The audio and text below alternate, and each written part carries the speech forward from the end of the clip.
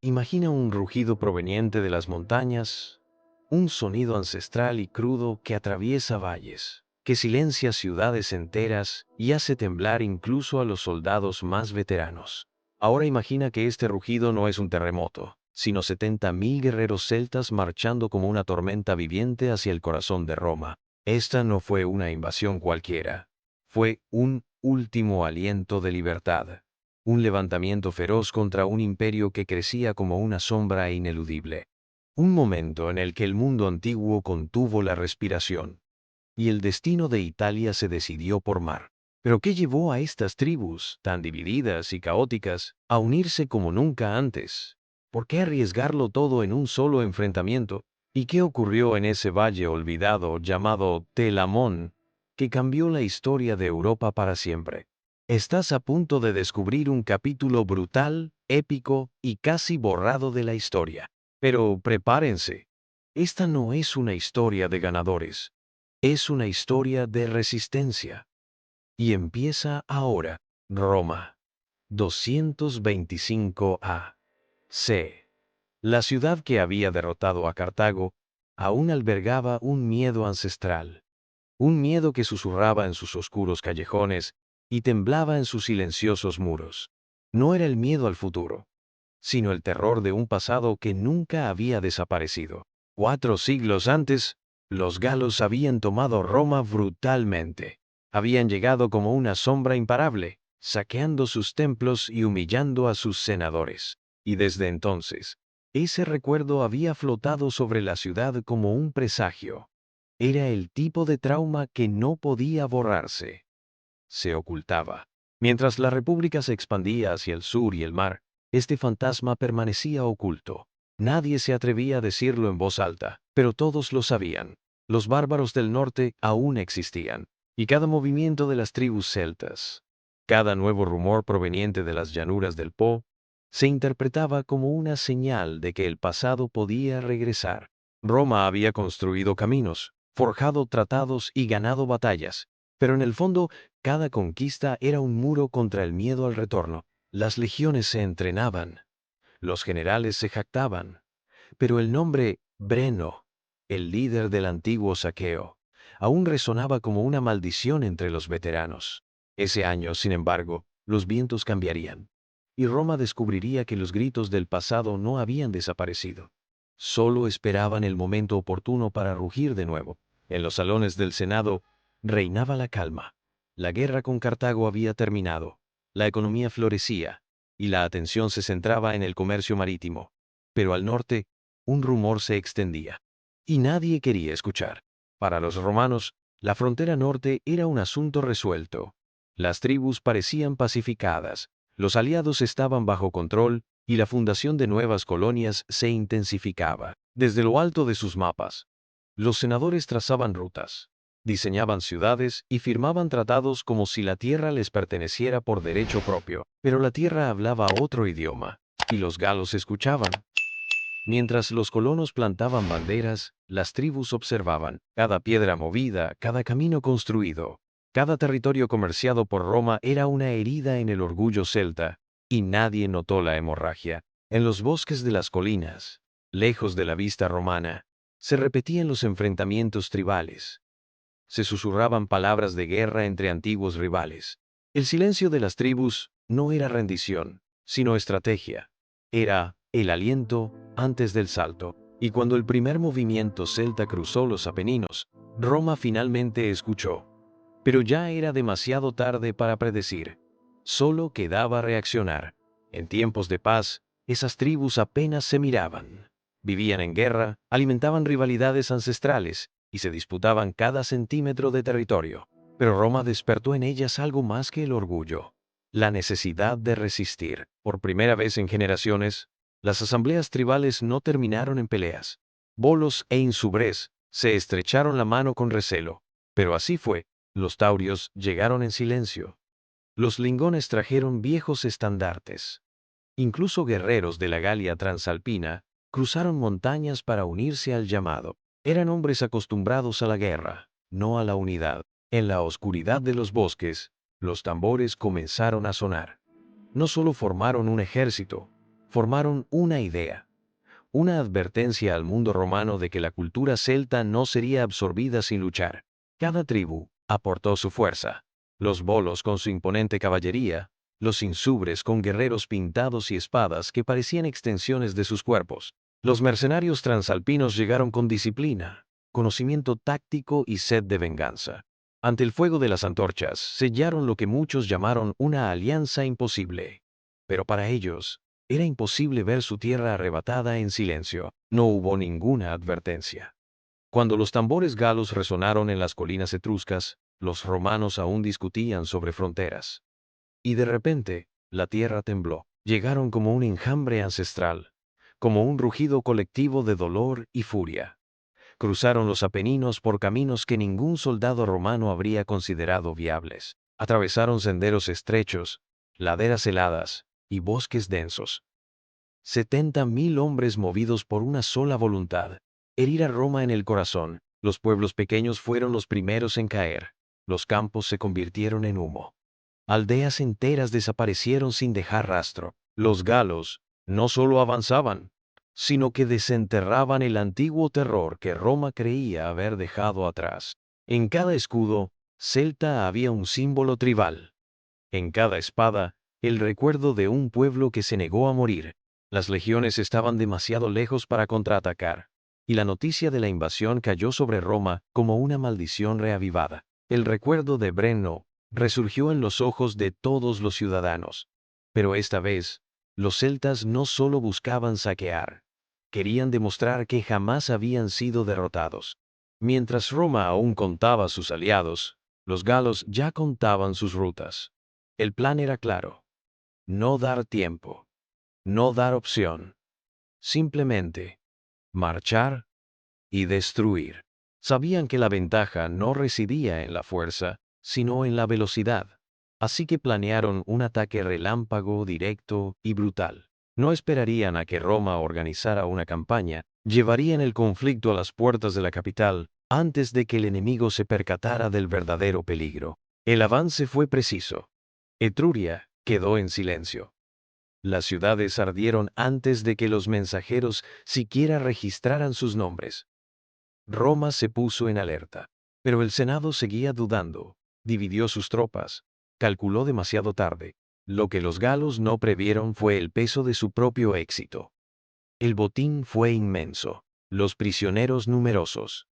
Y con el avance llegaron la lentitud, el exceso de carga y los conflictos internos.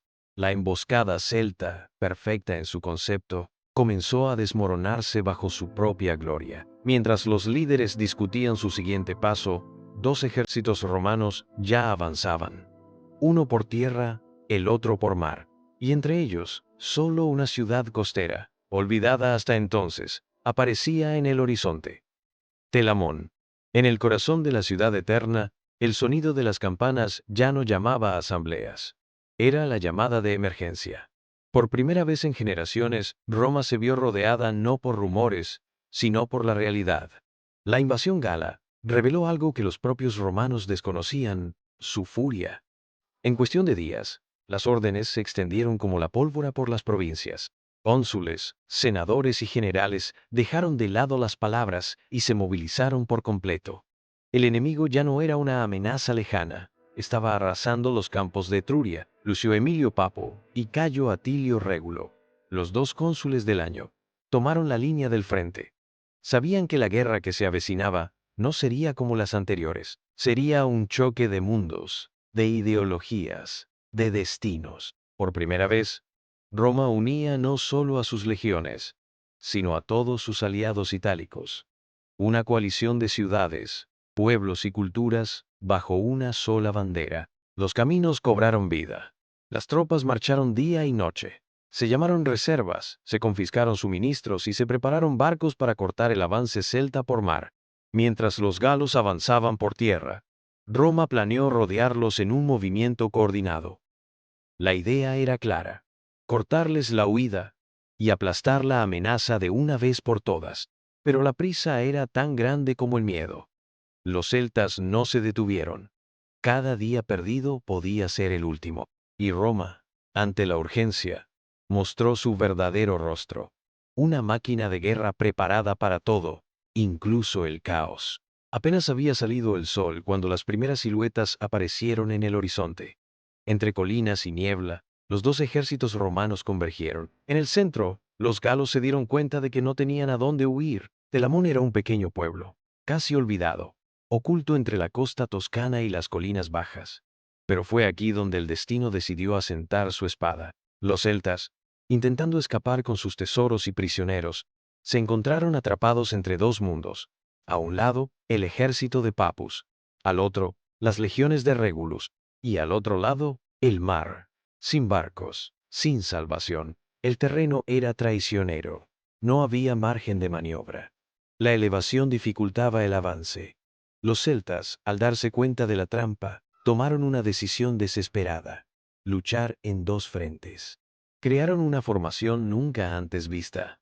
Dos ejércitos simétricos, espalda con espalda, listos para enfrentarse al enemigo desde direcciones opuestas. La tensión era palpable. Los tambores de guerra romanos retumbaban como truenos. Las legiones sabían que no se enfrentaban a bárbaros comunes. Luchaban contra guerreros decididos a morir de pie.